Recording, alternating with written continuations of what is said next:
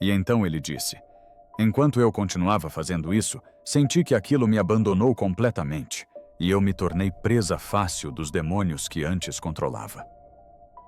Por séculos, as pessoas imaginaram uma sala secreta dentro do túmulo do rei Salomão, repleta de ouro e segredos.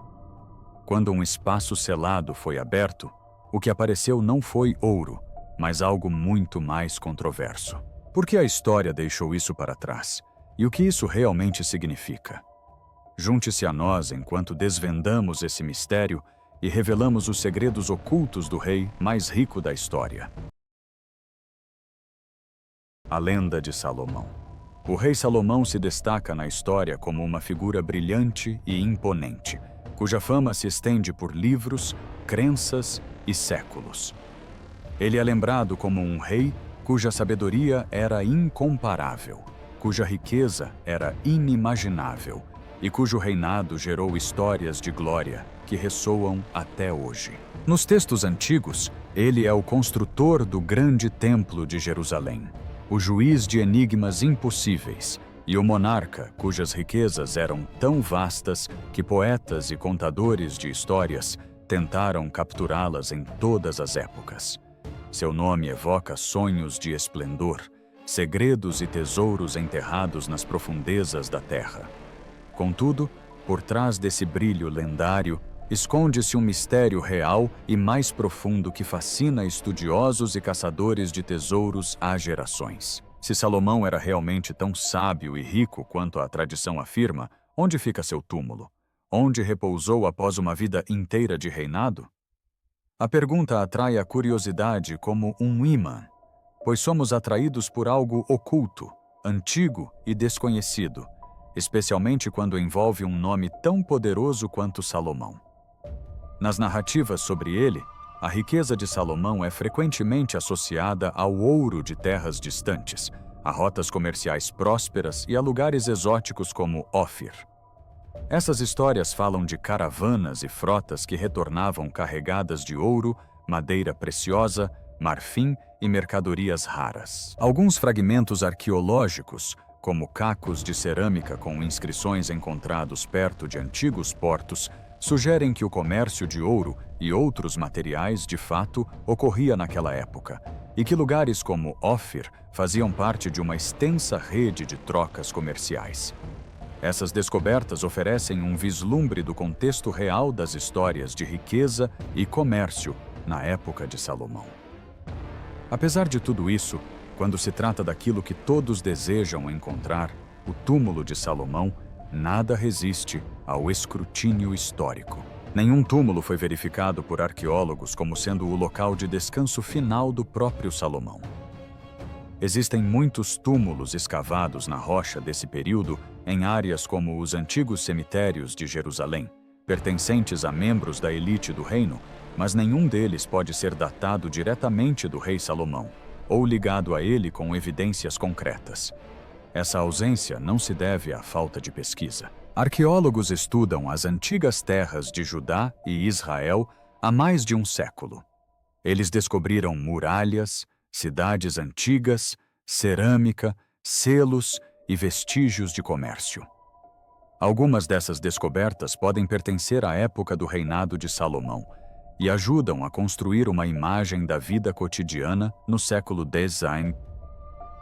Ainda assim, nenhuma dessas descobertas confirma a existência de uma tumba ou câmara funerária que possa ser identificada como sendo de Salomão.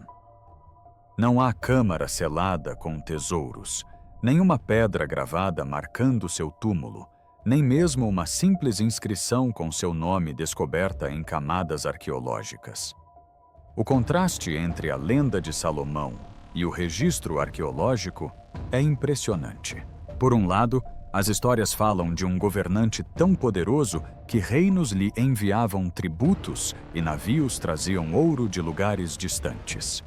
Por outro lado, as evidências físicas deixadas para trás são discretas, fragmentárias e abertas a interpretações. O mundo encontrou ruínas de cidades que podem datar de sua época, vestígios de administração e comércio, e até mesmo estruturas defensivas que podem ter sido construídas durante seu período. Mas nenhuma dessas evidências fornece a prova necessária para afirmar com certeza: aqui jaz Salomão. Parte do que torna isso tão intrigante é o fascínio humano pelo mistério.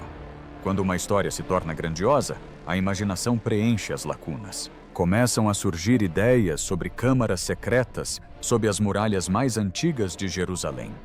Mapas ocultos que levam a minas perdidas ou portais selados e intocados por 3 milênios. Essas ideias se espalham rapidamente porque os seres humanos são atraídos por segredos, especialmente quando misturados com história e possibilidades. Assim, a tensão central permanece. Se Salomão era tão sábio e rico quanto os textos antigos descrevem, por que seu túmulo resistiu à descoberta? Será porque se encontra em algum lugar desconhecido, oculto pelo tempo, ou porque nunca existiu da forma como as pessoas imaginam? A busca por esse túmulo não se resume apenas a ouro ou relíquias. Trata-se de significado, memória e do sussurro da história que ainda nos chama através dos tempos. Se Salomão era tão rico e sábio quanto a Bíblia proclama, onde está seu túmulo e por que ele não foi descoberto por milênios? Arqueologia em Jerusalém. Jerusalém é uma cidade rica em história. Sob seus caminhos empoeirados e muralhas antigas, jazem séculos de vida humana, morte e memória. Hoje, arqueólogos trabalham arduamente para desenterrar essas camadas. Fazem isso com escavações cuidadosas, registros precisos e um profundo respeito pelos frágeis vestígios do passado. Mas a arqueologia aqui não é simples. Ela é moldada não apenas pela rocha e pelo solo, mas também pela política, pela religião e pela cidade viva que se ergue acima deles. Escavar em Jerusalém significa lidar com edifícios modernos, locais sagrados e profundas divergências sobre a história. Às vezes, os cientistas precisam interromper as escavações porque um local é sagrado para um grupo ou outro. Outras vezes, precisam trabalhar em torno de casas ou ruas movimentadas. Essas restrições tornam cada descoberta tão delicada quanto os fragmentos desenterrados. Um dos locais mais fascinantes onde os arqueólogos estudam as práticas funerárias antigas é a Necrópole de Silvan. Este sítio arqueológico situa-se nas encostas do Vale do Cédron, nos arredores da parte mais antiga de Jerusalém. Ali, túmulos escavados na rocha calcária permanecem silenciosos. Essas tumbas são enormes taludes de pedra feitos há muito tempo, não simples buracos no chão, mas câmaras cuidadosamente esculpidas na rocha. Essa necrópole foi usada durante a Idade do Ferro, época em que o reino de Judá era forte, aproximadamente entre os séculos IX e VII a.C. Esses locais de sepultamento eram destinados à elite, pessoas de alto status na sociedade que outrora governava as colinas de Jerusalém. Suas tumbas nos mostram que podemos aprender sobre antigos costumes funerários e crenças sobre a vida após a morte, a partir da maneira como foram construídas e utilizadas. No total, existem cerca de 50 dessas tumbas escavadas na rocha, espalhadas ao longo da encosta do penhasco. Muitas apresentam tetos retos, ou em forma de empena, bancos de pedra onde os corpos eram depositados e câmaras destinadas a múltiplos sepultamentos ao longo do tempo. Algumas tumbas são simples e tranquilas, enquanto outras são grandiosas e complexas, exibindo sinais de um trabalho artesanal meticuloso que reflete o status das pessoas ali sepultadas. Essas tumbas fornecem aos arqueólogos um panorama de como membros importantes da sociedade judaica escolhiam honrar e lembrar seus mortos. Algumas das tumbas mais bem preservadas apresentavam até mesmo inscrições em hebraico que as conectavam a identidades e funções ancestrais. Ainda assim, esses túmulos não são o local de descanso do rei Salomão. Pertencem a oficiais e nobres, não ao próprio rei.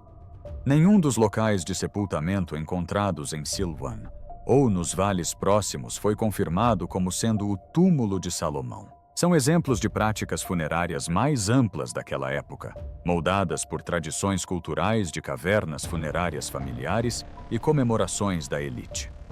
Os arqueólogos as estudam para entender como as pessoas honravam seus ancestrais e o que isso revela sobre a sociedade antiga, mas não há evidências confiáveis de que o local de sepultamento de Salomão tenha sido encontrado. Em Jerusalém, também existem outros sítios funerários e túmulos escavados na rocha de vários períodos. Algumas datam de épocas posteriores, como o período do Segundo Templo, que começou muitos séculos depois da época da antiga monarquia. Estas incluem túmulos impressionantes que pertenceram a outras famílias ou comunidades muito tempo depois da Era dos Reis. A existência de diferentes tipos de túmulos escavados na rocha mostra como as tradições funerárias mudaram ao longo do tempo e como as pessoas em Jerusalém continuaram a honrar seus mortos com estruturas funerárias cuidadosas e significativas. Na própria cidade de Davi, o antigo coração de Jerusalém, onde se acredita que viveram os primeiros reis, os arqueólogos trabalham com especial cuidado. Eles descobrem casas, cerâmica e ferramentas antigas que revelam o cotidiano. Encontram também túneis e cisternas escavados profundamente na rocha. Algumas dessas passagens subterrâneas suscitaram especulações sobre a possibilidade de antigos reis terem sido sepultados em locais escondidos. Essas ideias são interessantes, mas até agora permanecem teorias, não fatos comprovados. Os túneis são geralmente associados a sistemas de abastecimento de água ou estratégias defensivas de cidades antigas, e não a câmaras reais secretas. Alguns túneis refletem a engenhosidade dos construtores do passado, que lidaram com problemas de água ou de acesso em uma cidade densamente povoada no alto de uma colina. Outros podem estar conectados a redes subterrâneas mais amplas que ajudaram a cidade a funcionar em tempos de paz e de guerra.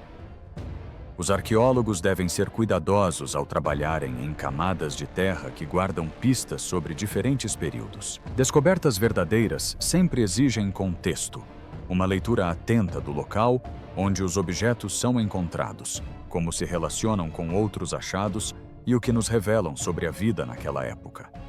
Essa abordagem cuidadosa distingue o conhecimento arqueológico sólido de meras suposições. Por meio dessas escavações, aprendemos sobre as pessoas que viveram em Jerusalém há muito tempo, como sepultavam seus mortos e como construíram sua cidade. Mas também vemos como a arqueologia pode ser sensível e complexa. As pedras de Jerusalém não revelam seus segredos facilmente. Elas exigem paciência, respeito e a firmeza daqueles que buscam a verdade nas camadas abaixo delas. E em uma cidade tão rica em história, sempre há mais para os cientistas descobrirem e compreenderem. Antes de sairmos em busca de reis, precisamos aprender onde eles foram sepultados. Os túmulos dos reis. As pedras de Jerusalém contam muitas histórias, algumas claras e outras envoltas em lendas. Entre os sítios arqueológicos mais impressionantes da cidade está um lugar chamado Túmulos dos Reis. O nome soa magnífico e carregado de história. Evoca imagens de câmaras funerárias reais, sarcófagos dourados e ecos de uma linhagem de governantes repousando em grandes salões silenciosos sob a terra. Contudo, ao observarmos com atenção, a verdade não é tão simples nem tão dramática quanto o nome sugere. Monumentos podem ter nomes grandiosos, mas nomes não fazem túmulos de reis. Os túmulos dos reis ficam em Jerusalém Oriental, não muito longe das antigas muralhas da cidade. De longe, o local parece imponente e majestoso. Uma ampla fachada de pedra ergue-se do solo rochoso, esculpida na rocha com cuidado e força. Uma ampla escadaria conduzia os visitantes até as câmaras funerárias. Esses túmulos são escavados profundamente na terra e se estendem por um complexo de salas e corredores. São claramente obra de construtores habilidosos. A magnitude da estrutura faz com que seja fácil imaginar que governantes poderosos estejam sepultados ali. Mas é aqui que a lenda e a realidade começam a divergir. Quando esses túmulos escavados na rocha foram examinados pela primeira vez em meados do século XIX, os primeiros exploradores presumiram que se tratava do local de descanso final dos antigos reis de Judá. A imponência da estrutura de pedra reforçou essa crença. Ao longo dos séculos, as pessoas buscaram evidências físicas de figuras famosas da história sagrada. Para os primeiros visitantes, os túmulos maiores mereciam os ocupantes mais ricos. O nome pegou e o local ficou conhecido como Túmulos dos Reis, porque parecia certo, mesmo que não fosse comprovado. A arqueologia moderna, desde então, examinou este lugar mais de perto. Pesquisas detalhadas e estudos cuidadosos do projeto, das decorações e dos artefatos mostram que o complexo funerário provavelmente pertencia a uma pessoa completamente diferente.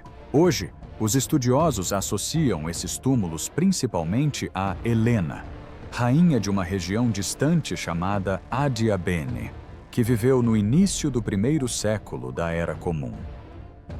Ela e sua família adotaram as tradições locais e fizeram de Jerusalém seu lar. A arquitetura dos túmulos, que inclui elementos de design comuns no período posterior ao uso do Segundo Templo, se encaixa muito melhor nessa época do que no tempo dos antigos reis de séculos anteriores. Por isso, a maioria dos especialistas rejeita a ideia de que essas cavernas contenham os restos mortais de monarcas bíblicos como Davi ou Salomão. A data da própria tumba não coincide com a época desses governantes. O estilo das câmaras funerárias e o layout da estrutura refletem influências posteriores à era em que esses reis teriam vivido. Não há evidências diretas que liguem o local à linhagem dos antigos reis de Judá. Na verdade, os arqueólogos apontam, em vez disso, para práticas rituais e funerárias do primeiro século, séculos depois do declínio do grande Reino Unido de Israel. Além dos túmulos dos reis, Jerusalém está repleta de lugares com nomes que carregam mais mito do que simbolismo. Esses nomes foram transmitidos ao longo do tempo, moldados pela tradição e pelas esperanças daqueles que vieram antes. Um desses nomes é Estábulos de Salomão. Este vasto espaço subterrâneo fica sob parte da antiga plataforma da cidade e, outrora, era considerado pelos visitantes como o local onde Salomão guardava seus cavalos ou abrigava suas montarias. O nome persiste devido a histórias que se acumularam ao longo dos séculos, embora não haja nenhuma base histórica que o ligue ao próprio Salomão. O nome reflete mais a imaginação do que os fatos arqueológicos. Outro nome que captura o poder da lenda é Pedreiras de Salomão. Refere-se a uma grande caverna ou série de câmaras onde outrora se extraía pedra da terra. Sua imensidão levou as pessoas, ao longo dos séculos, a associá-la à construção de antigas estruturas sagradas, como o templo. Mas, novamente, o nome provém da tradição popular, não de evidências comprovadas de que Salomão tenha ordenado a extração de minério ali. Edifícios e a memória coletiva podem moldar nomes que perduram muito depois de seus significados originais terem se dissipado. Esses nomes atribuídos erroneamente mostram como é fácil que a lenda se torne parte da história que as pessoas contam sobre um lugar. Quando um sítio arqueológico parece antigo e grandioso, é natural que contadores de histórias e a tradição local o conectem a figuras famosas. Mas o estudo arqueológico exige algo mais robusto do que apenas a tradição. Analisa as evidências físicas, o projeto, os materiais e as datas que podem ser cientificamente comprovadas. Ao fazer isso, separa a história fascinante da ficção empolgante. No caso dos túmulos dos reis, a história que se desenvolveu em torno do nome é poderosa e sedutora. Mas a verdadeira explicação é outra. O local provavelmente homenageia um membro da realeza de uma época posterior, alguém que viveu depois da era dos antigos reinos. Quando os fatos terminam, a ficção entra em cena e, de repente, o túmulo de Salomão aparece em todo lugar. O que poderia haver dentro de uma tumba da época do primeiro templo? Quando as pessoas imaginam tumbas antigas da época do primeiro templo, muitas imagens vêm à mente. Alguns imaginam vastas câmaras subterrâneas reluzentes de ouro. Outros pensam em salas secretas seladas por milhares de anos, guardando pergaminhos de sabedoria perdida. Essas ideias prosperam em filmes e lendas online. Mas o verdadeiro registro arqueológico de tumbas da Idade do Ferro, em Judá e Jerusalém, conta uma história muito diferente. O que os arqueólogos encontram é humilde, humano e profundamente significativo. Mas raramente se compara às visões sensacionais de tesouros escondidos à espera de serem descobertos. Muito antes das elaboradas tradições funerárias de épocas posteriores, as pessoas na Idade do Ferro enterravam seus mortos de maneiras que eram tanto práticas quanto simbólicas. Muitas famílias usavam túmulos escavados na rocha, espaços abertos em colinas ou vales de calcário. Essas tumbas foram projetadas para servir famílias inteiras ao longo de gerações e não foram construídas para governantes ou reis individuais, a menos que houvesse fortes indícios que o sustentassem. Sob o sol forte e o solo seco da região, essas tumbas preservaram restos ósseos, cerâmica simples, fragmentos do cotidiano e, às vezes, caixas de pedra chamadas ossários, que continham os ossos após a decomposição da carne. Essas descobertas são ricas em história humana, mesmo que não brilhem com tesouros imaginários. Um enterro típico da Idade do Ferro poderia começar com o corpo envolto em tecido e colocado sobre uma prateleira dentro de uma tumba escavada na rocha após a decomposição da carne, um processo que podia levar muitos meses. Os parentes recolhiam os ossos limpos e os colocavam em uma pequena caixa de pedra. Esses ossários eram frequentemente feitos de calcário, áspero ou liso, simples ou decorados com linhas esculpidas. Por vezes continham inscrições para identificar a pessoa que abrigavam, mas frequentemente não. Estas urnas podiam conter os restos mortais de adultos, crianças e, por vezes, de vários membros da mesma família ao longo do tempo. A prática do sepultamento secundário em ossários tornou-se mais comum em períodos posteriores, mas o princípio de retornar para honrar e cuidar respeitosamente dos mortos é consistente com os antigos costumes judaicos. Uma das descobertas funerárias mais conhecidas perto de Jerusalém é o túmulo de Talpiot. Descoberto acidentalmente durante obras de construção em um bairro moderno, os arqueólogos encontraram um túmulo familiar escavado na rocha, típico do período da virada da Era Comum. Em seu interior, havia 10 ossários de calcário, 6 dos quais apresentavam nomes inscritos em línguas antigas. Esses nomes eram comuns naquela época, e as inscrições não eram incomuns para túmulos familiares daquele período. Os restos mortais e a cerâmica encontrados em seu interior refletiam sepultamentos familiares, não câmaras reais. Os achados foram registrados por especialistas e enviados a depósitos de museus para a análise, e o próprio túmulo passou a fazer parte do panorama mais amplo das práticas funerárias na Judéia antiga, em vez de ser a prova de uma grande descoberta isolada. O que torna túmulos como o de Talpiot fascinantes para os arqueólogos não são as riquezas escondidas, mas os detalhes comuns da vida e da morte. Essas cavernas funerárias ajudaram os cientistas a entender como as famílias cuidavam de seus mortos, como os nomes eram usados e como as práticas culturais se transformaram ao longo do tempo. Por exemplo, os ossários frequentemente apresentavam toques pessoais simples, formatos de tampa ligeiramente diferentes, decorações modestas e inscrições que conectavam entes queridos através das gerações. Esses objetos humildes revelam os ritmos da vida cotidiana e da morte nas sociedades antigas com muito mais precisão do que histórias de salas secretas repletas de pergaminhos ou ouro. Em outras partes da região de Jerusalém, arqueólogos escavaram muitos túmulos semelhantes, cada um com fragmentos de cerâmica, lâmpadas simples e restos ósseos que contam histórias de vidas comuns.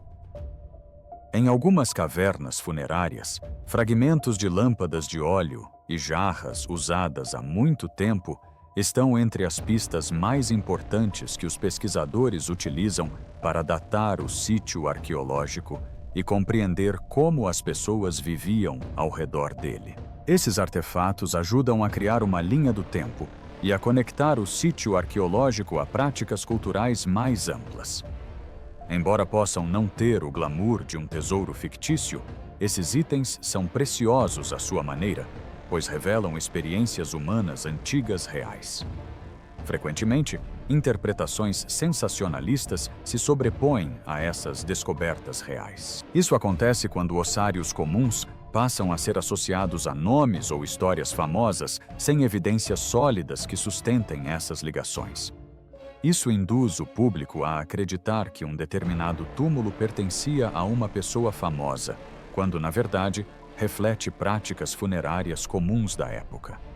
Os estudiosos se empenham em diferenciar entre o que as evidências físicas demonstram e o que a imaginação fértil pode acrescentar. Ossos, cerâmica e caixas de pedra são estudados dentro de seu contexto arqueológico, de modo que cada informação seja inserida com precisão no quebra-cabeça da história. O contraste entre imaginação e realidade é evidente. Túmulos da Idade do Ferro raramente contêm ouro ou documentos secretos, mas contêm história humana na forma de ossos e objetos que pertenceram a pessoas reais. Um retrato fiel do mundo de Salomão. Quando tentamos imaginar a época do rei Salomão, nossa mente vagueia para visões de um grande império, palácios reluzentes e cidades fervilhando de poder e riqueza. No entanto, os vestígios arqueológicos que temos desse período pintam um cenário muito mais tranquilo. O que mais se destaca no registro material da época tradicionalmente atribuída ao reinado de Salomão é que os padrões culturais cananeus continuaram na Idade do Ferro sem grandes interrupções, e não há complexos palacianos confirmados, capitéis monumentais ou os deslumbrantes sinais materiais de um grande império que se poderia esperar de um reino descrito em textos antigos tão grandiosos. Isso significa que há uma clara ausência de vestígios físicos de um enorme estado centralizado, como descrito em relatos posteriores, o que não surpreende, considerando a destruição e reconstrução repetidas que a região sofreu ao longo dos séculos, especialmente após invasões devastadoras de impérios como o babilônico. As evidências que temos do século X e dos séculos adjacentes provêm, em grande parte, do cotidiano de vilarejos, pequenas cidades e centros regionais, onde cerâmica, muralhas, casas e fortalezas demonstram continuidade cultural em vez de transformação abrupta. Os arqueólogos não descobriram camadas de magníficas estruturas imperiais em Jerusalém ou em seus arredores que possam ser seguramente associadas ao reinado de Salomão. Essa ausência de arquitetura imponente está de acordo com as evidências de que a área passou por repetidos ciclos de ocupação, destruição e reconstrução, que tendem a apagar ou obscurecer vestígios artísticos e estruturais mais antigos. Ainda assim, o quadro não está totalmente vazio. Em duas descobertas distantes da capital bíblica, pesquisadores encontraram material que pode refletir atividade política ou trocas econômicas de longa distância no contexto mais amplo da Idade do Ferro. Em um sítio arqueológico chamado Kurbet Semaili, localizado a leste de Gaza, uma equipe liderada por um especialista em antropologia descobriu 6 bole de argila, ou impressões de selos, em um contexto que data do que os arqueólogos chamam de Idade do Ferro 2A, um período aproximadamente equivalente ao século X. Acredita-se que esses selos reflitam correspondências oficiais ou atividades administrativas ligadas a uma entidade política daquela época. Por aparecerem em um contexto de atividade de elite ou governamental, alguns estudiosos os consideram um apoio indireto à existência de entidades políticas organizadas como as descritas em textos antigos do Levante, embora não comprovem diretamente a existência do próprio reino de Salomão. Outra linha de evidências vem de estudos que se concentram não em grandes estruturas, mas em mercadorias comerciais, especialmente antigos tesouros de prata encontrados em sítios arqueológicos no Levante e na Fenícia. Pesquisadores analisaram coleções de cortes, lingotes e fragmentos de prata, conhecidos como prata fragmentada, que aparecem em diversos tesouros em locais como Akko, Dor, Ainhofes e Tel Quezon. Estudos de isótopos de chumbo sugerem que grande parte dessa prata se originou de fontes do Mediterrâneo Ocidental, possivelmente da Sardenha ou da Península Ibérica, e circulava muito antes da invenção da cunhagem regional. Essa distribuição de prata está de acordo com a ideia preservada em textos antigos de que os metais ocidentais faziam parte das redes comerciais que chegavam ao Levante durante a Idade do Ferro. Embora esses tesouros não pertençam diretamente a Salomão, eles demonstram que metais preciosos circulavam por grandes distâncias e que o Levante era um centro importante nesse contexto econômico mais amplo. Essas descobertas, antigos selos de argila indicando atividade administrativa e a ampla circulação de prata por meio de redes comerciais de longa distância, sugerem que o século X não era um mundo sem complexidades. Existiam elites organizadas, conexões comerciais que cruzavam mares e interações econômicas que iam muito além da simples vida em aldeias. No entanto, também mostram que o registro arqueológico permanece muito menos dramático do que as grandes histórias de império e ouro.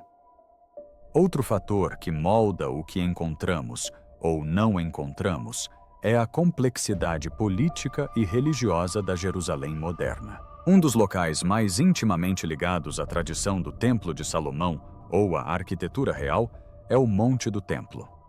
Escavações extensivas na cidade circundante revelaram fragmentos históricos de muitos períodos, mas a área diretamente sob o Monte do Templo praticamente não foi alvo de escavações arqueológicas profundas devido a restrições e questões de segurança de longa data. Isso significa que, se houver vestígios monumentais sob essas pedras sagradas, talvez ainda não tenhamos a oportunidade de examiná-los cientificamente. Assim, as evidências arqueológicas que podem datar da época associada a Salomão revelam alguns indícios intrigantes de organização política e trocas econômicas, mas não apresentam sinais claros de grandes palácios ou tesouros imperiais. O que podemos observar é um mundo em constante transformação, moldado pelo comércio de longa distância e pela alternância de poderes locais, onde a prata circulava e a atividade governamental deixava vestígios sutis em tetos de barro. Este não é o esplêndido império de uma história elaborada, mas um mundo vivido, rico em conexões e esforços humanos. Um mundo que nos convida a imaginar não um reino mítico, mas uma sociedade real e complexa em movimento. Só porque não é o ouro de Salomão, não significa que a tumba esteja desprovida de maravilhas. A sabedoria da tumba. Os corredores silenciosos das tumbas antigas sussurram histórias que vão muito além das vidas das pessoas ali sepultadas. Cada tumba, cada artefato, cada inscrição é uma pequena chave para entendermos como as pessoas viviam, governavam e acreditavam em séculos passados. Arqueólogos passaram décadas estudando sítios funerários desde a época do primeiro templo e além, analisando cuidadosamente inscrições, arranjos de sepulturas e objetos ali encontrados. Essas descobertas revelam um mundo rico em cultura, política e religião, mesmo que não contenham tesouros secretos ou pergaminhos de ouro. Na antiga Judá, as práticas funerárias eram intencionais e significativas. Os túmulos eram frequentemente escavados em encostas rochosas ou penhascos, com múltiplas câmaras que permitiam que membros da família fossem sepultados juntos ao longo do tempo. A orientação do corpo dentro do túmulo, o posicionamento dos ossos após a decomposição e o uso de ossários, ou caixas de pedra, tudo isso tinha um significado importante. Algumas tumbas eram simples e modestas, enquanto outras eram cuidadosamente projetadas com tetos esculpidos, bancos e pequenos nichos. O esforço empregado nessas estruturas refletia o status do falecido e o cuidado da família. Ao estudar esses detalhes, os arqueólogos obtêm informações sobre hierarquias sociais, estruturas familiares e crenças religiosas. As inscrições, quando encontradas, são especialmente valiosas. Muitos túmulos contêm textos esculpidos em hebraico antigo ou aramaico. Essas inscrições frequentemente identificam a pessoa ou família sepultada, oferecendo um raro vislumbre de nomes, ocupações ou papéis na sociedade. Em alguns casos, as inscrições incluem bênçãos ou declarações de fé, que ajudam os pesquisadores a compreender a visão de mundo espiritual do povo. Mesmo a ausência de inscrições pode ser significativa, sugerindo diferenças no status social, alfabetização ou práticas culturais. Ao documentar cuidadosamente essas inscrições, os estudiosos reconstroem um panorama da vida política, religiosa e social na antiga Judá, mostrando como as pessoas comuns e as elites interagiam em suas comunidades. Os objetos funerários, embora muitas vezes modestos, também revelam muito.